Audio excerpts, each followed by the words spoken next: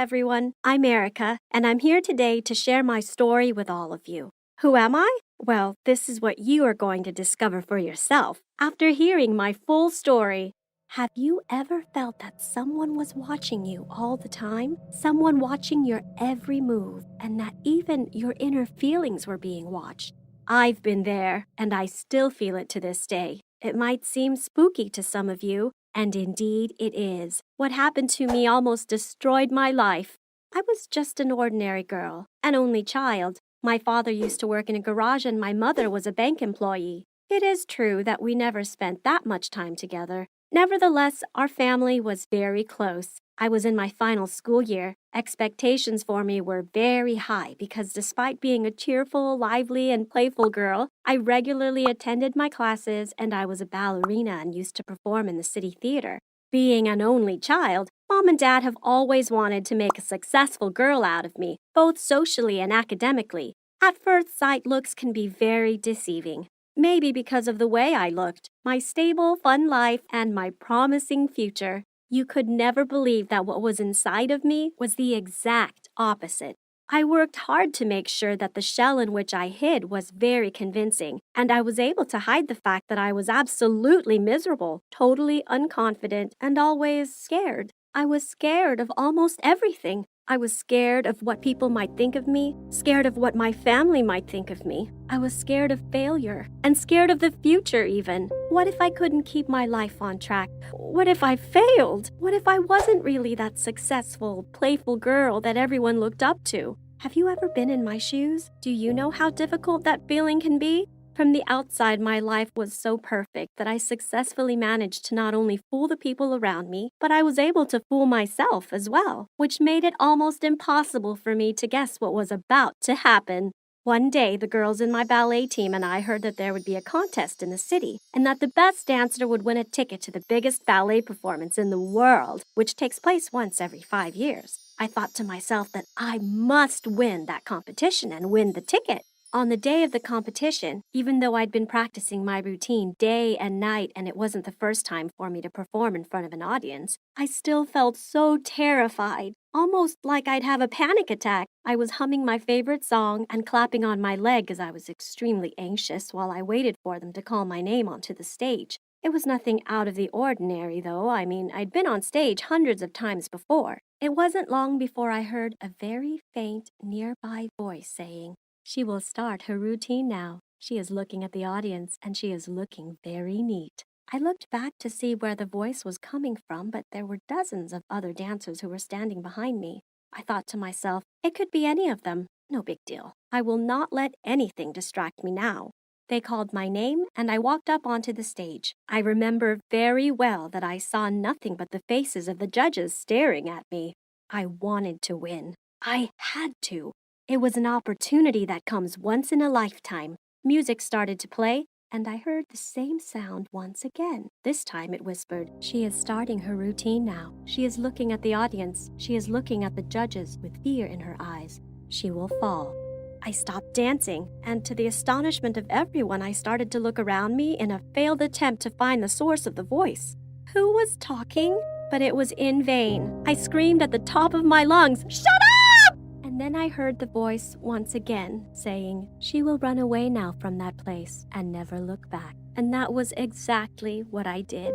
I didn't understand what happened back there. I went home as fast as I could. I'd ruined everything. I felt like such a pathetic loser. On my way home, there was no trace of the voice. It had simply disappeared. What was going on? It was the first time for me to hear that voice. My whole body was trembling like crazy. 1,000 thoughts raced through my mind. I didn't know what was wrong with me, and I didn't want to know. It didn't matter. What mattered was that everything was fine again, right? I reached home, and once I was there, the voice reappeared. It started to haunt my every step. She is opening the door. She is running to her room. She is locking the door. I had no idea what it was or what was happening to me. The voice was hunting me down, and that was just the beginning. It's safe to say that it was on that day that the voice entered my life. I hid in my bed and kept on telling myself, "It is not real. It is not real," until the voice finally calmed down, and I was finally able to catch my breath.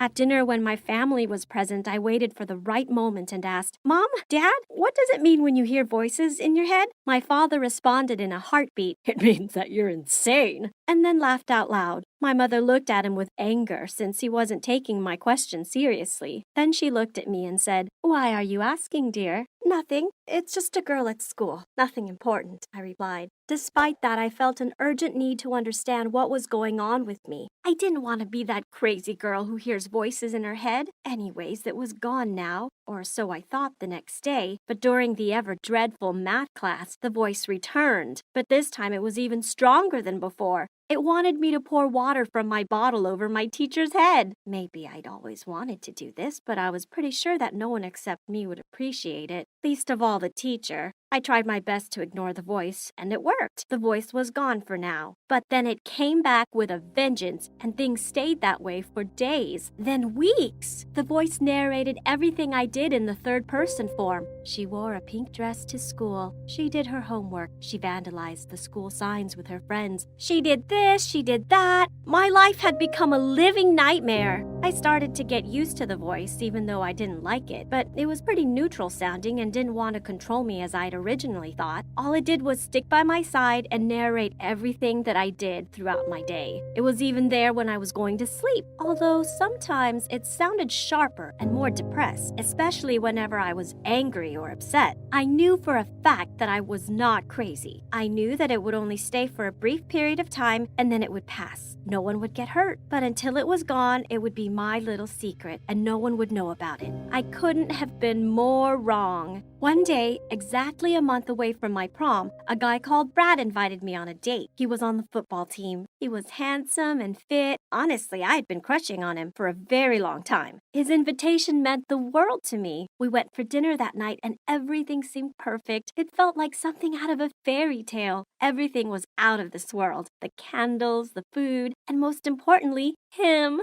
I almost couldn't believe that it was real. Even the voice. It was really calm that day. And just when I thought that life couldn't get any better than that, he sent me a message after I'd gotten home and it said, I want to take you to the prom. Well, I didn't even have to think about what I'd say. I instantly replied, I'd love that. We will have so much fun. You might think that I slept like a baby that night with a smile plastered across my face. Well, it was pretty much the opposite that happened. The calmness of the voice started to fade. That night, the voice kept yelling at me in disapproval of me going to the prom with Brad. Could the voice be a reflection of my hidden feelings towards Brad? I was over the moon because of Brad's invitation, but I also knew that it hadn't even been a week since he'd broken up with his cheerleader girlfriend, and they'd probably be back together in a few days. That was their thing. They had always been like that. But I ignored my gut and instead started yelling at the voice, and of course, it yelled back at me. There is no doubt that it looked like I officially lost my mind.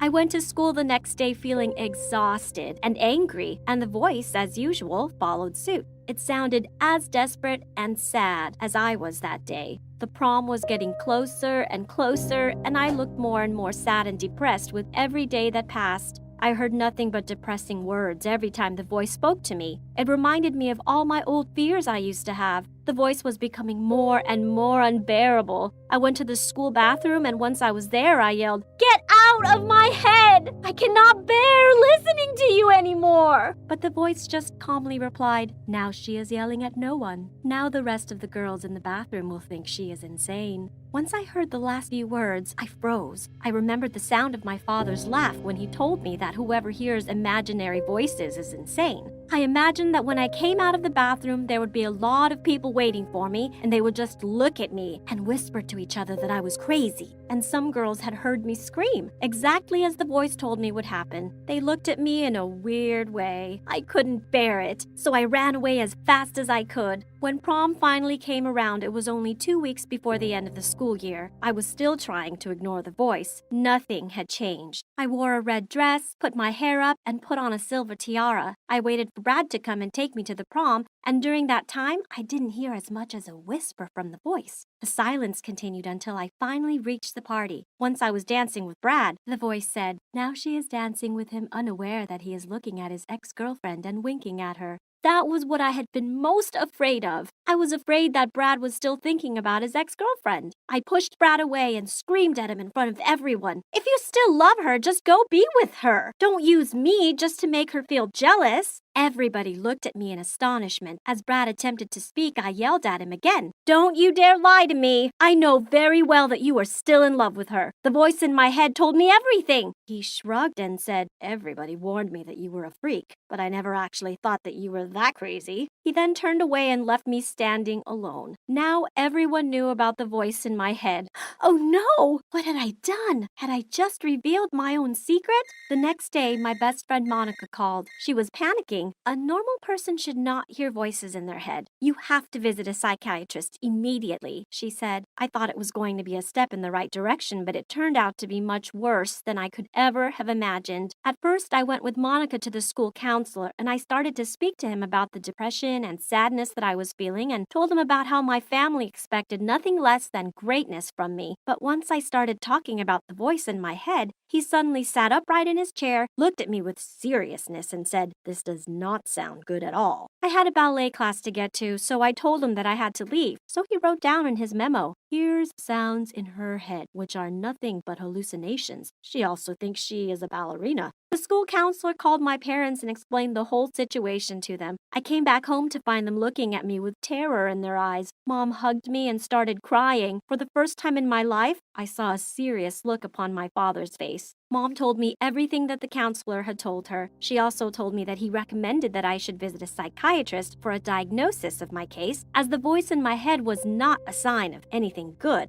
It could be a serious sign of insanity. Well, I refused to believe that. I couldn't be crazy. I had always expected that my life might have a few dips, but never as bad as that. I was literally losing my mind. We went to the psychiatrist, and after hours and hours of continuous questions and me giving details of every bit of my story, I was bracing myself for the shocking diagnosis that I was about to hear. I was waiting to hear that I had gone insane. But what the psychiatrist told me was totally different from what I had expected. He told me that I was not imagining those voices. It was true that there was no one haunting me and trying to ruin my life, but the voice in my head was real nonetheless. It turned out that I had schizophrenia, and those voices that I was hearing were an exact reflection of my inner thoughts and feelings that I had always tried to conceal, like fear, anxiety, and expecting the worst all the time. My mind had me listening to calm voices when I was in a good mood, and had me listening to sharp, loud voices when I was in a bad mood. The only treatment for my case was by taking medication that would make the voices go away, or at least subside. And that was exactly what I did. With my parents next to me, I was able to successfully beat my illness and more. I wish that I had told them about what was happening to me from the start, so they could have helped me discover what it was quicker. I no longer care what people think of me, and I no longer care about their comments about me. I don't care if I was the freak of our school. I've already graduated and gone to university. I am no longer worried about being unable to make the expectations of others. Whatever comes, it definitely won't be worse than hearing voices in my head. That was the story of me and the voices in my head. If you are feeling the same way, or if you have a secret that you tried to conceal and failed at, like me, please share it with us.